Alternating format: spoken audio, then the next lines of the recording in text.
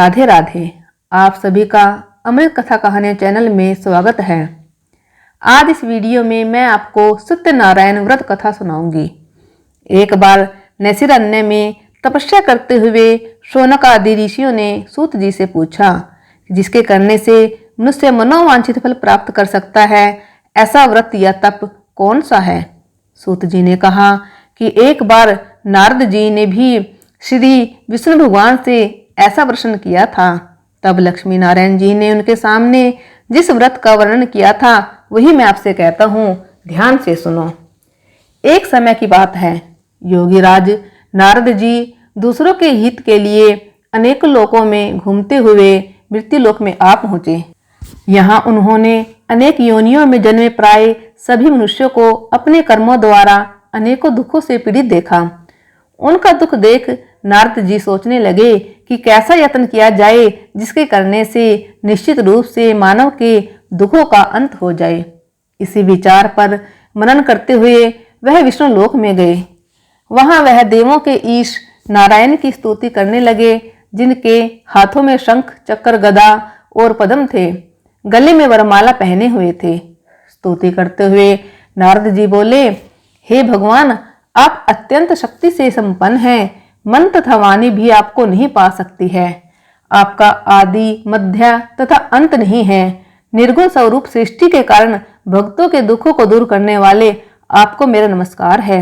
नारद जी की स्तुति सुन विष्णु भगवान बोले, हे मुनि श्रेष्ठ, आपके मन में क्या बात है? आप किस काम के लिए पधारे हैं, उसे निसंकोच कहो।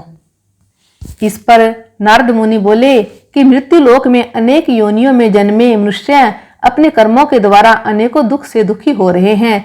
हे नाथ, आप मुझ पर दया रखते हैं तो बताइए कि वो मनुष्य थोड़े प्रयास से ही अपने दुखों से कैसे छुटकारा पा सकते हैं।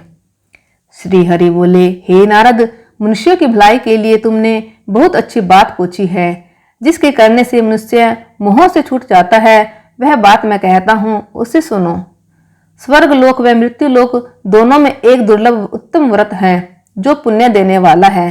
आज प्रेमवश होकर मैं उसे तुमसे कहता हूँ।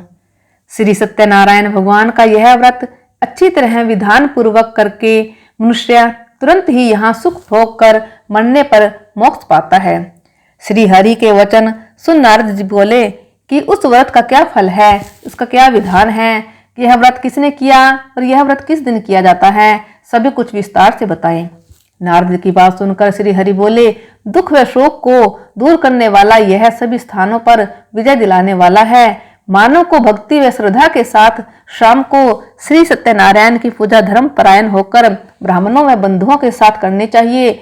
भक्ति भाव से ही नैवेद्य, केले का फल, घी, दूध और गेहूं का आटा ले, गेहूं के स्थान पर साठी का आटा, शक्कर तथा गुड़ लेकर वह सभी भक्षण योग्य पदार्थों को मिलाकर भगवान का भोग लगाएं। ब्राह्मणों सहित बंधु बांधवों को भी भोजन कराएं। उसके बाद स्वयं भोजन करें। भजन कीर्तन के साथ भगवान की भक्ति में लीन हो जाएं। इस तरह से सत्यनारायण भगवान का यह व्रत करने पर मनुष्य की सारी इच्छाएं निश्चित रूप से पूरी होती हैं। इस कलिकाल अर्थात कलयुग में मृत्यु लोक में मोक्ष का यही एक सरल उपाय बताया गया है। बोले श्री सत्यनारायण भगवान की जय। सत्यनारायण भगवान की व्रत कथा का दूसरा अध्याय। सूत जी बोले, हे ऋषियों, जिसने पहले समय में इस व्रत को किया था उसका इतिहास कहता हूँ, ध्यान से सुनो। सुंदर काशीपुरी नगरी में एक अत्यंत निर्धन ब्राह्मण रहता था। भूख प्यास से परेशान वह धरती पर घूमता रहता था। ब्राह्मणों से प्रेम करने वाले भगवान ने एक दिन ब्राह्मण का वेश धारण कर उसके पास जाकर पूछा, हे विप्र, नित्य दुखी होकर तुम पृथ्वी पर क्यों घूमते हो? दीन ब्राह्मण बोला, मैं निर्धन ब्राह्मण हूँ, भिक्षा के लिए धरती पर घूमता हूँ। हे भगवान, यदि आप इसका कोई उपाय जानते हो तो बताइए। वृद्ध ब्राह्मण कहता है कि सत्यनारायण भगवान मनोवांछित फल देने वाले हैं, इसलिए तुम उनका पूजन करो। इसे करने से मनुष्य सभी दुखों से मुक्त हो जाता है। वृद्ध ब्राह्मण बनकर आए सत्यनारायण भगवान उस निर्धन ब्राह्मण को व्रत का सारा विधान बताकर अंतर्ध्यान हो गए। ब्राह्मण मन ही मन सोचने लगा कि जिस व्रत को वृद्ध ब्राह्मण करने को कहा गया है, मैं उसे जरूर करूंगा। यह निश्चय करने के बाद उसे रात में नींद नहीं आई। वह सवेरे उठकर सत्यनारायण भगवान के व्रत का निश्चय कर भिक्षा के लिए चला गया। उस दिन निर्धन ब्राह्मण को भिक्षा में बहुत धन मिला, जिससे उसने बंधु बांधवों के साथ मिलकर श्री सत्यनारायण भगवान का व्रत संपन्न किया। भगवान सत्यनारायण का व्रत संपन्न करने के बाद वह निर्धन ब्राह्मण सभी दुखों से छूट गया और अनेक प्रकार की संपत्तियों से युक्त हो गया। उसी समय से यह ब्राह्मण हर माह उस व्रत को करने लगा। इस तरह से सत्यनारायण भगवान के व्रत को जो मनुष्य करेगा वह सभी प्रकार के पापों से छूटकर मोक्ष को प्राप्त होगा। जो मनुष्य इस व्रत को करेगा वह भी सभी दुखों से मुक्त हो जाएगा। सूत जी बोले, इस तरह से नारद जी से नारायण जी का कहा हुआ श्री सत्यनारायण व्रत को मैंने तुमसे कहा। हे विप्रो, मैं अब और क्या कहूँ। ऋषि बोले, हे मुनिवर, संसार में उस विप्र से सुनकर और किस किसने इस व्रत को किया, हम सब इस बात को सुनना चाहते हैं। इसके लिए हमारे मन में श्रद्धा का भाव है। सूत जी बोले, हे मुनियों, जिसने इस व्रत को किया है वे सब सुनो। एक समय वही विप्र धन व ऐश्वर्य के अनुसार अपने बंधु बांधवों के साथ इस व्रत को करने को तैयार हुआ। उसी समय एक लकड़ी बेचने वाला बूढ़ा आदमी आया और लकड़ियां बाहर रखकर अंदर ब्राह्मण के घर में गया। प्यास से दुखी वह लकड़हारा उनको व्रत करते देख विप्र को नमस्कार कर पूछने लगा कि आप यह क्या कर रहे हो। तो उन्होंने बताया कि मैं व्रत कर रहा हूँ तथा इसे करने से क्या फल मिलेगा, कृपया मुझे भी बताइए। ब्राह्मण ने कहा कि सब मनोकामनाओं को पूरा करने वाला यह सत्यनारायण भगवान का व्रत है। इनकी कृपा से ही मेरे घर में धन धान्य आदि की वृद्धि हुई है। विप्र से सत्यनारायण व्रत के बारे में जानकर लकड़हारा बहुत प्रसन्न हुआ। शरणामृत लेकर वह प्रसाद खाने के बाद वह अपने घर गया। लकड़हारे ने अपने मन में संकल्प किया कि आज लकड़ी बेचने से जो धन मिलेगा उसी से श्री सत्यनारायण भगवान का उत्तम व्रत करूंगा। मन में इस विचार को ले बूढ़ा आदमी सिर पर लकड़ियां रख उस नगर में बेचने गया जहां धनी लोग ज्यादा रहते थे। उस नगर में उसे अपनी लकड़ियों का दाम पहले से 4 गुना अधिक मिलता है। बूढ़ा आदमी प्रसन्नता के साथ दाम लेकर केले, शक्कर, घी, दूध, दही और गेहूं का आटा ले और सत्यनारायण भगवान के व्रत की अन्य सामग्रियां लेकर अपने घर गया। वहां उसने अपने बंधु बांधवों को बुलाकर विधि विधान से सत्यनारायण भगवान का पूजन और व्रत किया। इस व्रत के प्रभाव से वह बूढ़ा लकड़हारा धन पुत्र आदि से युक्त होकर संसार के समस्त सुख भोग अंतकाल में बैकुंठ धाम चला गया। बोले श्री सत्यनारायण भगवान की जय। सत्यनारायण भगवान की व्रत कथा का 3रा अध्याय। सूत जी बोले, हे श्रेष्ठ मुनियों, अब आगे की कथा कहता हूँ। पहले समय में उल्कामुख नाम का एक बुद्धिमान राजा था। वह सत्यवक्ता और जितेंद्रिय था। प्रतिदिन देव स्थानों पर जाता और निर्धनों को धन देकर उनके कष्ट दूर करता था। उसकी पत्नी कमल के समान मुख वाली तथा सती साध्वी थी। भद्रशिला नदी के तट पर उन दोनों ने श्री सत्यनारायण भगवान का व्रत किया। उसी समय साधु नाम का एक वैश्य आया। उसके पास व्यापार करने के लिए बहुत सा धन भी था। राजा को व्रत करते देखकर वह विनय के साथ पूछने लगा, हे राजन, भक्ति भाव से पूर्ण होकर आप यह क्या कर रहे हो? मैं सुनने की इच्छा रखता हूँ, तो आप मुझे बताए। राजा बोला, हे साधु, अपने बंधु बांधवों के साथ पुत्र आदि की प्राप्ति के लिए एक महाशक्तिमान श्री सत्यनारायण भगवान का व्रत व पूजन कर रहा हूँ। राजा के वचन सुन साधु अंदर से बोला, हे राजन, मुझे इस व्रत का सारा विधान कहिए। आपकी कथा अनुसार मैं भी इस व्रत को करूंगा।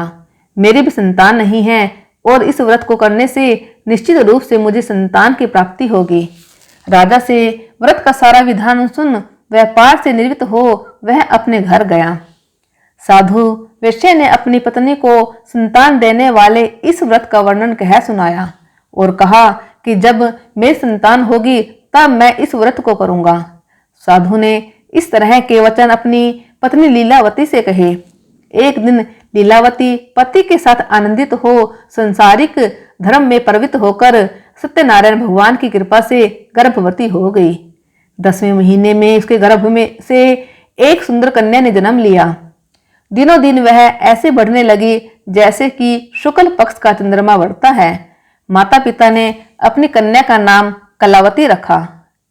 एक दिन लीलावती ने मीठे शब्दों में अपने पति को याद दिलाया कि आपने सत्यनारायण भगवान के जिस व्रत को करने का संकल्प किया था उसे करने का समय आ गया। आप इस व्रत को करिए। साधु बोला कि हे प्रिय, इस व्रत को मैं उसके विवाह पर करूंगा। इस प्रकार अपनी पत्नी को आश्वासन देकर वह नगर को चला गया। कलावती पिता के घर में रह वृद्धि को प्राप्त हो गई। साधु ने एक बार नगर में अपनी कन्या को सखियों के साथ देखा तो तुरंत ही दूत को बुलाया और कहा कि मेरी कन्या के योग्य वर देख कर आओ। साधु की बात सुनकर दूत कंचन नगर में पहुंचा और वहां देखभाल कर लड़की के सुयोग्य वानिक पुत्र को ले आया। सुयोग्य लड़के को देख साधु ने बंधु बांधवों को बुलाकर अपनी पुत्री का विवाह कर दिया। लेकिन दुर्भाग्य की बात ये कि साधु ने अभी भी श्री सत्यनारायण भगवान का व्रत नहीं किया। इस पर श्री भगवान क्रोधित हो गए और श्राप दिया कि साधु को अत्यंत दुख मिले। अपने कार्य में कुशल साधु बनिया जमाई को लेकर समुद्र के पास स्थित होकर रत्नासुरपुर नगर में गया। अपने कार्य में कुशल साधु बनिया जमाई को लेकर समुद्र के पास स्थित रत्नासारपुर नगर में गया। वहां जाकर दामाद ससुर दोनों मिलकर चंद्रकेतु राजा के नगर में व्यापार करने लगे। एक दिन भगवान सत्यनारायण की माया से एक चोर राजा का धन चुराकर भाग रहा था। उसने राजा के सिपाहियों को अपना पीछा करते देख चुराया हुआ धन वहां रख दिया जहां साधु अपने जमाई के साथ ठहरा हुआ था। राजा के सिपाहियों ने साधु वेश्या के पास राजा का धन पड़ा देखा तो वह ससुर जमाई दोनों को बांधकर राजा के पास ले गए और कहा कि उन दोनों चोरों को हम पकड़ लाए हैं, आप आगे की कार्यवाही की आज्ञा दें। राजा की आज्ञा से उन दोनों को कठिन कारावास में डाल दिया गया और उनका सारा धन भी उनसे छीन लिया गया। श्री सत्यनारायण भगवान के श्राप से साधु की पत्नी भी बहुत दुखी हुई। घर में जो धन रखा था उसे चोर चुरा ले गए। शारीरिक तथा मानसिक पीड़ा व भूख प्यास से अति दुखी हो अन्न की चिंता में कलावती एक ब्राह्मण के घर गई। वहां उसने श्री सत्यनारायण भगवान का व्रत होते देखा।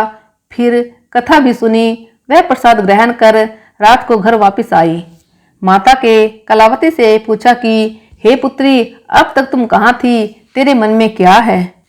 कलावती ने अपनी माता से कहा, हे माता, मैंने एक ब्राह्मण के घर में श्री सत्यनारायण भगवान का व्रत देखा है। कन्या के वचन सुन लीलावती भगवान के पूजन की तैयारी करने लगी।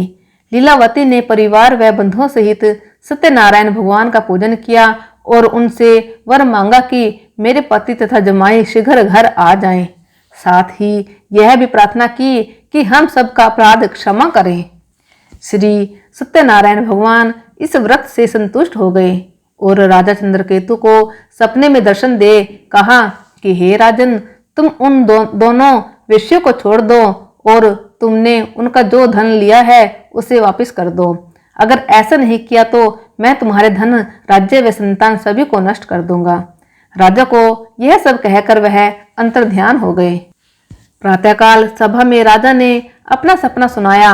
फिर बोले कि बनीक पुत्रों को कैद से मुक्त कर सभा में लाओ। दोनों ने आते ही राजा को प्रणाम किया। राजा मीठी वाणी में बोला, हे महानुभावों, भाग्यवश ऐसा कठिन दुख तुम्हें प्राप्त हुआ है, लेकिन अब तुम्हें कोई भय नहीं है। ऐसा कह राजा ने उन दोनों को नए वस्त्र आभूषण भी पहनाए और जितना धन उनका लिया था उससे दुगना धन वापस कर दिया। दोनों वेश्या अपने घर को चल दिए। बोले श्री सत्यनारायण भगवान की जय। सत्यनारायण भगवान की व्रत कथा का चौथा अध्याय। सूत जी बोले, वेश्या ने मंगलाचार कर अपनी यात्रा आरंभ की और अपने नगर की ओर चल दिए। उनके थोड़ी दूर जाने पर एक दंडी वेशधारी श्री सत्यनारायण ने उनसे पूछा, हे साधु, तेरे नाम में क्या है? अभिवानी वनिक हंसता हुआ बोला, हे दंडी, आप क्यों पूछते हो? क्या धन लेने की इच्छा है? मेरे नाव में तो बेल व पत्ते भरे हुए हैं। वेश्या के कठोर वचन सुन भगवान बोले, तुम्हारा वचन सत्य हो। दंडी ऐसी वचन कह वहां से दूर चले गए। कुछ दूर जाकर समुद्र के किनारे बैठ गए। दंडी के जाने के बाद साधु वेश्या ने नित्य क्रिया के पश्चात नाव को ऊंची उठते देखकर अचंभा माना और नाव में बेल पत्ते आदि देखकर वह मूर्छित हो जमीन पर गिर पड़ा। मूर्छा खुलने पर वह अत्यंत शोक में डूब गया। तब उसका दामाद बोला कि आप शोक न मनाएं, यह दंडी का श्राप है, इसलिए हमें उनकी शरण में जाना चाहिए, तभी हमारी मनोकामना पूरी होगी। दामाद की बात सुनकर वह दंडी के पास पहुंचा और अत्यंत भक्तिभाव नमस्कार करके बोला, मैंने आपसे जो जो असत्य वचन कहे थे उनके लिए मुझे क्षमा दें। ऐसा कहकर महान शोकातुर हो रोने लगा। तब दंडी भगवान बोले, हे वनिक पुत्र, मेरी आज्ञा से बार बार तुम्हें दुख प्राप्त हुआ है, तू मेरी पूजा से विमुख हुआ। साधु बोला, हे भगवान, आपकी माया से ब्रह्मा आदि देवता भी आपके रूप को नहीं जानते, तब मैं अज्ञानी कैसे जान सकता हूँ। आप प्रसन्न होइए, अब मैं सामर्थ्य के अनुसार आपकी पूजा करूंगा। मेरी रक्षा करो और पहले के समान नौका में धन भर दो। साधु वेश्या के भक्ति पूर्वक वचन सुनकर भगवान प्रसन्न हो गए और उसकी इच्छा अनुसार वरदान देकर अंतर्ध्यान हो गए। ससुर जमाई जब नाव पर आए तो नाव धन से भरी हुई थी। फिर वहीं अपने अन्य साथियों के साथ सत्यनारायण भगवान का पूजन कर अपने नगर को चल दिए। जब नगर के नजदीक पहुंचे तो दूत को घर पर खबर करने के लिए भेज दिया। दूत साधु की पत्नी को प्रणाम कर कहता है कि मालिक अपने दामाद सहित नगर के निकट आ गए हैं। दूत की बात सुन साधु की पत्नी लीलावती ने बड़े हर्ष के साथ सत्यनारायण भगवान का पूजन कर अपनी पुत्री कलावती से कहा कि मैं अपने पति के दर्शन को जाती हूँ, तू कार्य पूर्ण कर शीघ्र आ जा। माता के ऐसे वचन सुन कलावती जल्दी में प्रसाद छोड़ अपने पति के पास चली गई। प्रसाद की अवज्ञा के कारण श्री सत्यनारायण भगवान रुष्ट हो गए और नाव सहित उसके पति को पानी में डुबो दिया। कलावती अपने पति को वहां न पाकर रोती हुई जमीन पर गिर गई। नौका को डूबा हुआ देख वह कन्या को रोता देख साधु दुखी होकर बोला कि हे प्रभु, मुझसे तथा मेरे परिवार से जो भूल हुई है उसे क्षमा करें। साधु के दीन वचन सुनकर श्री सत्यनारायण भगवान प्रसन्न हो गए और आकाशवाणी हुई, हे साधु, तेरी कन्या मेरे प्रसाद को छोड़कर आई है, इसलिए उसका पति अदृश्य हो गया है। यदि वह घर जाकर प्रसाद खाकर लौटती है तो इसे इसका पति अवश्य मिलेगा। ऐसी आकाशवाणी सुन कलावती घर पहुंचकर प्रसाद खाती है और फिर आकर अपने पति के दर्शन करती है। उसके बाद साधु अपने बंधु बांधवों सहित श्री सत्यनारायण भगवान का विधि विधान से पूजन करता है। इस लोक का सुख भोग वह अंत में स्वर्ग जाता है। बोले श्री सत्यनारायण भगवान की जय। सत्यनारायण भगवान की व्रत कथा का 5वां अध्याय। सूत जी बोले, हे ऋषियों, मैं और भी एक कथा सुनाता हूँ, उसे भी ध्यान पूर्वक सुनो। प्रजापालन में लीन तुंगध्वज नाम का एक राजा था। उसने भी भगवान का प्रसाद त्याग कर बहुत ही दुख सहन किया। एक बार वन में जाकर वन्य पशुओं को मारकर वह बड़ के पेड़ के नीचे आया। वहां उसने ग्वालों को भक्ति भाव से अपने बंधुओं सहित सत्यनारायण भगवान का पूजन करते देखा। अभिमानवश राजा ने उन्हें देखकर भी पूजा स्थान में नहीं गया और ना ही उसने भगवान को नमस्कार किया। ग्वालों ने राजा को प्रसाद दिया, लेकिन उसने वह प्रसाद नहीं खाया और प्रसाद को वहीं छोड़कर अपने नगर को चला गया। जब वह नगर में पहुंचा तो वहां सब कुछ तहस नहस हुआ पाया तो वह शीघ्र ही समझ गया कि यह सब भगवान ने ही किया है। वह दोबारा ग्वालों के पास पहुंचा और विधि पूर्वक पूजा करके प्रसाद खाया तो श्री सत्यनारायण भगवान की कृपा से सब कुछ पहले जैसा हो गया। दीर्घ काल तक सुख भोगने के बाद मरणोपरांत उसे स्वर्ग लोक की प्राप्ति हुई। जो मनुष्य परम दुर्लभ इस व्रत को करेगा तो भगवान सत्यनारायण की अनुकंपा से उसे धन धान्य की प्राप्ति होगी। निर्धन धनी हो जाता है और भय मुक्त हो जीवन जीता है। संतानहीन मनुष्य को संतान सुख मिलता है और सारे मनोरथ पूर्ण होने पर मानव अंतकाल में बैकुंठ धाम को जाता है। सूत जी बोले, जिन्होंने पहले इस व्रत को किया है, अब उनके दूसरे जन्म की कथा कहता हूँ। वृद्ध सतानंद ब्राह्मण ने सुदामा का जन्म लेकर मोक्ष की प्राप्ति की। लकड़हारे ने अगले जन्म में निषाद बनकर मोक्ष प्राप्त किया। उल्कामुख नाम का राजा दशरथ होकर बैकुंठ को गए। साधु नाम के वेश्या ने मोर ध्वज बनकर अपने पुत्र को आर्य से चीर कर मोक्ष पाया। महाराज तुंगध्वज ने स्वयंभू होकर भगवान में भक्ति युक्त होकर कर्म कर मोक्ष पाया। बोलिए श्री सत्यनारायण भगवान की जय।